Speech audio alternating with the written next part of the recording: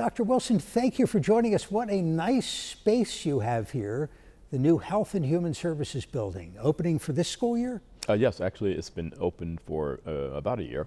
We officially opened last fall, had the ribbon cutting here in October of last year. The growth of this campus is phenomenal. I wonder if whoever is in charge of printing up the campus map, there's a new one every time I'm here. Well, Morgan is in an unprecedented period of transformation. Everywhere you look, everything you read, all of the publications of our faculty. And so it starts with enrollment. And so enrollment, we're expecting this fall to be somewhere between 11,200 and 11,600 students. That is unprecedented.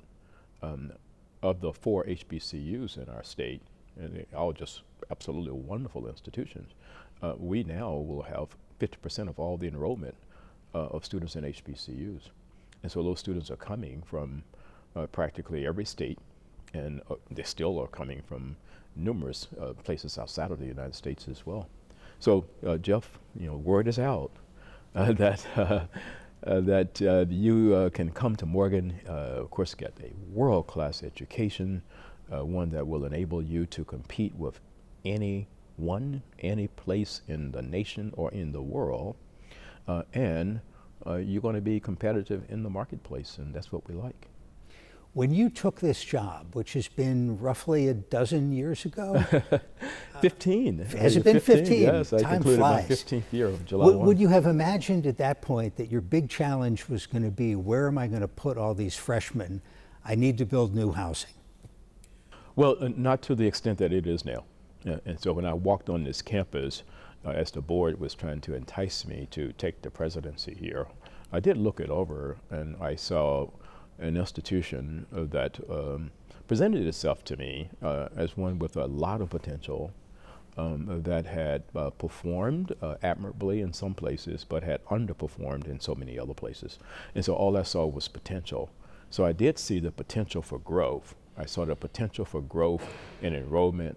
I certainly saw not that just the potential, but the necessity to grow in terms of facilities, because many of the facilities here, with all due respect, they were dilapidated, mold and mildew infested, and that was just not what I wanted this institution to take into the future. And so we just got busy. We got busy as an administration, we got busy as a board, and we co-ideated a shared vision for the institution. Not just the president's vision, but a vision that would be owned by our faculty, owned by our students, owned by our alumni, owned by our governing board, but also owned by the people who would invest in us. And then we got about the business of executing that. And that's what you're seeing now, is the result of 15 years of very precise execution. And the success of your vision is apparent and has an impact, not just here in East Baltimore, but across the city, across the state. Well, and once again, that has been done with a lot of intentionality. And a part of this is the result of how I kind of came up in higher ed. So all of my career has been in public higher ed. And before I came to Morgan, it was in these huge, predominantly white major research institutions. And so I was the vice provost, associate provost at Rutgers in New Jersey and Camden for about 8-9 years, and I left there and I went to Auburn to be vice president at Auburn in Alabama for 11.5 years. The first black person in the history of the state of Alabama ever to be a vice president of any of its predominantly white institutions, I should say. And then I went to the University of Wisconsin, where I was a chancellor there, and had 13 campuses throughout the state, the freshman, sophomore liberal arts campuses reporting to me. Also had Wisconsin Public Television, Wisconsin Public Radio. But all of those places, I had to work with the legislature. I was one of the few people in every one of those places who actually had to work with every single legislature. It was not just a person in a particular district. And so I brought that kind of experience with me here to Morgan and to Maryland. And so with that, I spent some time on the Eastern Shore. I spent some time in Western Maryland going in and out of the districts of those delegates and those state senators, and basically understanding how they saw the world and disabusing them of, in some instances, how they saw Morgan in that world. And that was the result of my experience that I had in other states where I worked very closely with the state legislature. So I had to convince every district in the state of Maryland that an investment in this institution called Morgan State, headquartered in Baltimore, was good for them. And as a result, we began to see some movement that allowed us to come forward with investment in capital facilities on the campus, and a lot of that is playing itself out right now.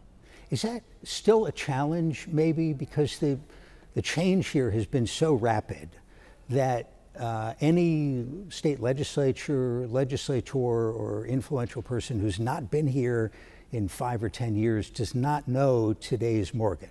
We are doing everything we can to physically get them here so they can see it, but we understand that we have to constantly put before our legislature materials where they can clearly see what has been the return on their investment. And that has to be very clear. It cannot be ambiguous. And so as a result of the investments that have been made in us by the state, here are the returns. Here's what that has meant in terms of job creation. Here's what it has meant in terms of tax revenue. Here's what it has meant in terms of establishing new businesses in the state that are employing people. And so I believe that for state universities, if you're not carrying that message back to the legislature, back to the governor, back to the individuals who are heading the committees in a state legislature, then you are not doing it at your peril. And so we are constantly on the road between here and Annapolis or here in some of the districts, bringing that message. You're not resting on your laurels. I know part of your vision going forward involves turning Morgan into a top-tier research institution. Tell us about the goal and how far you've come. Yes, and so that was really a part of the vision, and we came to that co-visioning not because we wanted to be like anyone else. It's like, well, we want to be an R1 institution because X institution is. That's not a strong case to make. When I began to understand our city, and I love our city, I noticed that Morgan was the only public, comprehensive doctoral research institution in Maryland's largest city, Baltimore. And I looked across the nation at cities of Baltimore size, and every one of them had a very high R1 public comprehensive research institution. Baltimore did not have that. And so when you look at Philadelphia, there's Temple. When you look at Atlanta, there's Georgia State. When you look at Detroit, there's Wayne State. When you look at Portland, there's Portland State. And so therefore, Morgan, I proffered, had to be to Baltimore City what those institutions are to those respective cities. And as a result of our climbing to be very high research, we then had to have a research agenda where we would be spouting out discoveries that would be speaking to these intractable challenges that are faced in cities like Baltimore and in urban areas. And so that is really the case that was made, and people now understand that very well, and as a result, we are getting partnerships the likes of which we have never seen. Let's talk about your students a little bit. I mean, the great energizer of a university is the constant flow of new energy, new ideas, new kids coming in addition to your leadership driving things. What are the students driving? And they do that by telling you what courses they want to sign up for, what majors they're interested in. What are you hearing from your undergrads and your grad students these days? Well, first of all, my students are just absolutely the best college students in America, and they keep me young in thought. They keep me energized. They keep me centered in what my professional purpose is.